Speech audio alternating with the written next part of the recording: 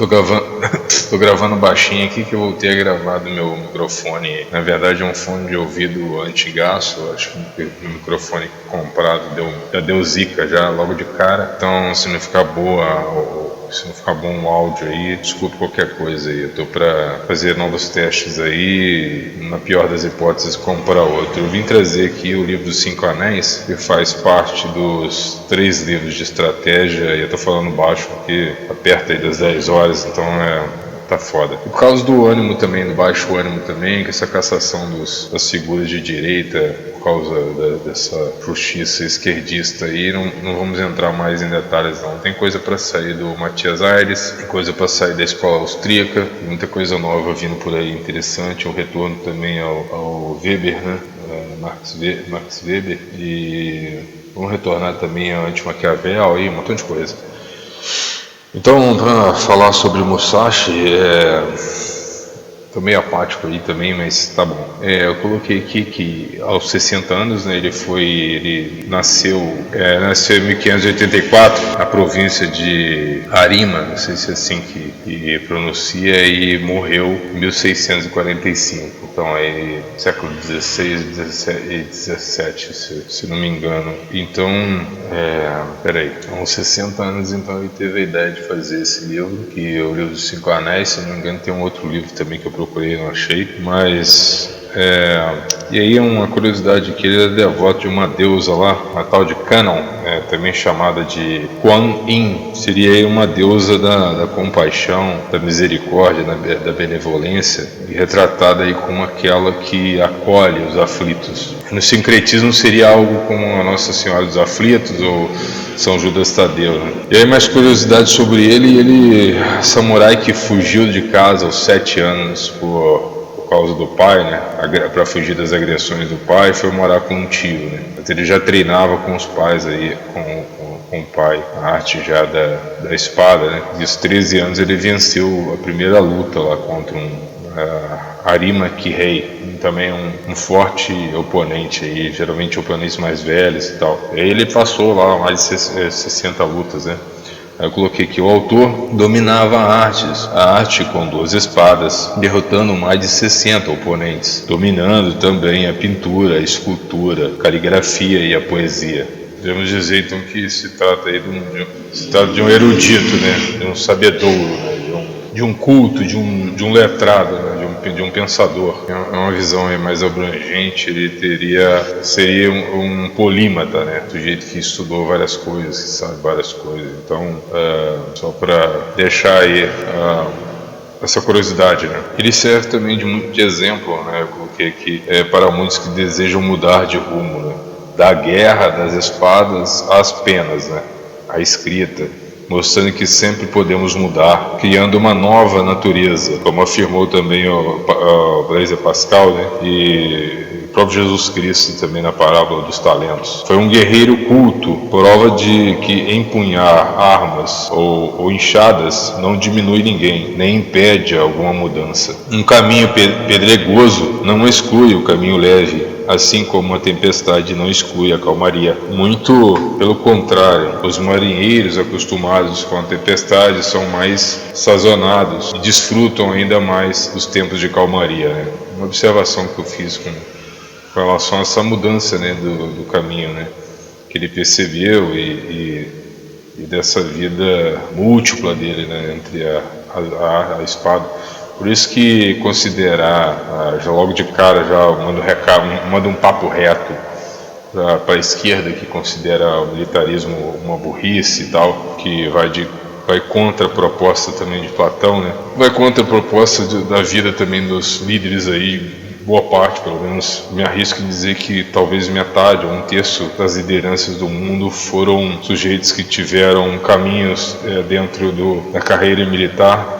Então, o Musashi não foi diferente. A arte militar e o Musashi, assim como as penas. E é disso que a esquerda tem medo, pois para eles o sujeito pobre deve manter-se inerte e os ricos devem abrir mão de suas provisões em nome dos tiranos e dos inertes.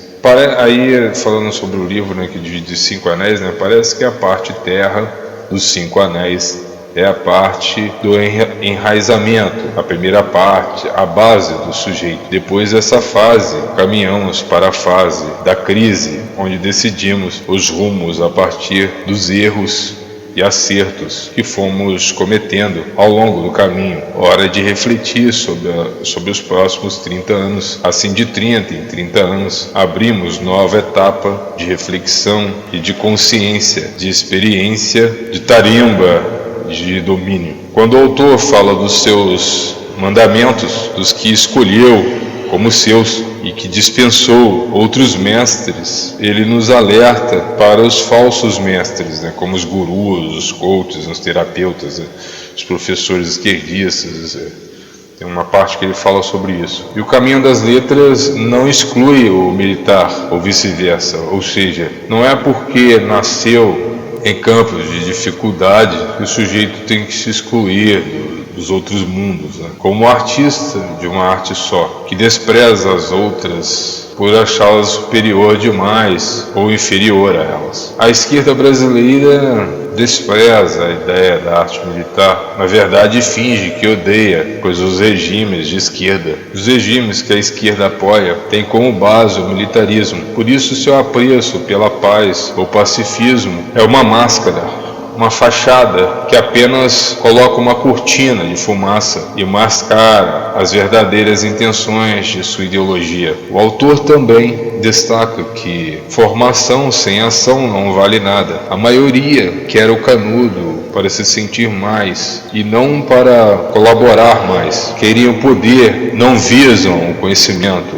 e o voluntarismo. Gurus, coaches e terapeutas nunca foram mestres de nada, nunca foram samurais, no máximo espadachins, guerreiros do agora, do etéreo, do engodo, da transformação instantânea e falsa. Como diria o autor, são sofistas, meros comerciantes das artes, seja do empreendimento, relacionamento, relaxamento, da harmonia, como se o caos não fizesse parte da vida. Comentário aí sobre o que está na moda hoje em dia, né? Que as pessoas estão vendendo caixinhas, né? Formas estanques assim de desenvolvimento e geralmente rápidas, né? Como se fossem pílulas que a pessoa toma e aí é como se fossem remedinhos, né? A pessoa toma, então assim, em vez de fazer a propaganda do crescimento paulatino, contínuo, né? Periódico e tal, aos poucos, eles vendem a fórmula rápida, como se o conhecimento pudesse ser colocado dentro de um frasco e deve ser absorvido de forma instantânea, né? E aí eles fazem isso porque são mercadores do conhecimento, né? São sofistas de natureza. O autor fala sim que esses são de aparência, são como flores que tentam se destacar mais que os frutos, sem objetivos de ajudar, buscam meios mercenários para conquistar vantagens. O autor fala também sobre as vocações e suas características de trabalho árduo, ou seja, toda mudança de vida e profissional é árdua, extremamente árdua. Só mesmo com luta cotidiana, árdua, se constrói boas espadas, boas armaduras, bons escudos temperados, pois só com muita têmpera, dureza e grande resistência o sujeito consegue uma boa evolução. Só os duros vencem, mas hoje em dia dureza é confundida com machismo, aselvajamento, provincianismo e tal. Mas não é isso. Só com o estoicismo nós podemos promover homens de aço, sazonados, tarimbados, intensos, profundos, constantes, perseverantes, insistentes e pacienciosos. E aí ele vai dar exemplo lá do carpinteiro, né? Ele usou um exemplo interessante do carpinteiro. O carpinteiro, em sua tradução, significa grande planejador, né? Então, o autor pede para refletirmos para necessidades de planejar, né? De planejar nossas ações, ao invés de sermos Maria vai com as outras e seguindo a iluminação dos fracos. Assim como na arte da guerra, o comandante ou administrador deve conhecer o seu exército, seus soldados, escolhendo, dando funções de acordo com suas habilidades. É falado isso também no Maquiavel, né, que ele fala também que quando o soldado também concorre muito com que ele quer o lugar tem soldado que deseja o lugar do comandante, né? Então o comandante também tem que ficar observando isso, mas não deve ser paranoia também, né? Porque tem soldados que nada mais querem, não querem mais nada além de passar por aquilo ali, usar daquilo como escada, né? Usar um período como meio de subsistência para outros fins, sabe? Então tem diferença de caso a caso. É preciso usar cada subordinado de acordo com suas próprias proficiências, sabendo como empregar seus talentos, abre aspas aí. Sabemos utilizar adequadamente os homens, tudo correrá bem, alcançando-se os melhores resultados, fecha aspas. E aí eu coloquei aqui uma observação para todos que falam contra Bolsonaro. Eu não gostaria de falar sobre política atual, não, mas como a esquerda não para de falar sobre isso, inclusive na universidade, eles me obrigam a voltar sempre nesse assunto.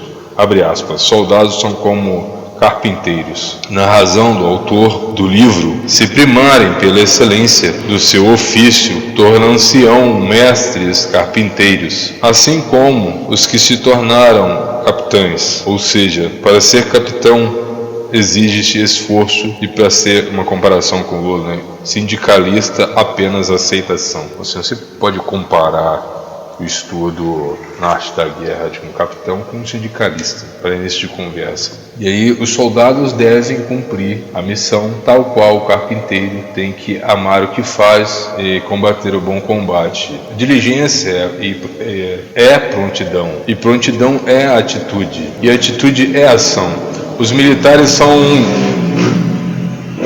tá foda de gravar assim. Os militares são um grupo de prontidão, um grupo disposto a favor do país. O país sem defesa é um país vulnerável. Parece que isso que a esquerda quer, trocando o patriotismo pela militância ideológica, em que tudo vale a favor da revolução socialista. O preparo é a provisão, o dique da obra de Maquiavel. Aquele que deseja crescer precisa, assim como as plantas, se alimentar não só do solo e das águas, dos minerais do solo, etc., mas do sol, da luz que vem de fora e vem para somar. É preciso conhecer o inimigo, no caso, os marxistas. O marxismo, como disse o autor, aí, lógico, né? O autor não falou nada sobre Marx, mas ele disse algo que serve como exemplo, né?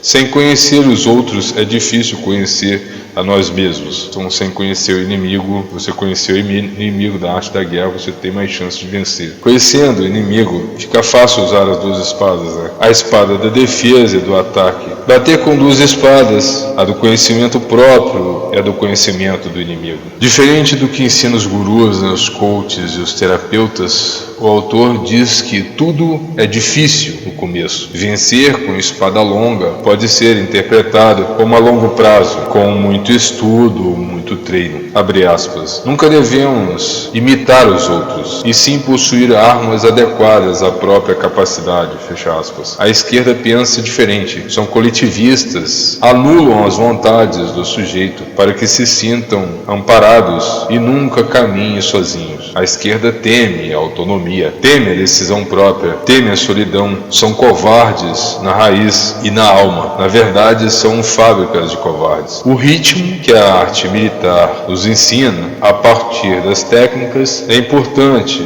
No sindicalismo nada influi, pois depende de uma rebelião, de um corpo de insatisfeitos que se juntam por uma causa, promovendo desordem através de um porta-voz que muitas vezes pouco conhece sobre o que fala. E aí fazendo observação a respeito dos sindicalistas, né? A esquerda é perversa, ou seja, maligna. Doutrina, segundo Paulo Freire. Desconhece, odeiam e ao mesmo tempo adulam seus tipos militares. Primam pela dependência, afirmam apenas o que acreditam, negam o transcendente, desprezam individualidades e nada fazem de útil. E aí assim que eu deixo, desculpa a demora, forte abraço.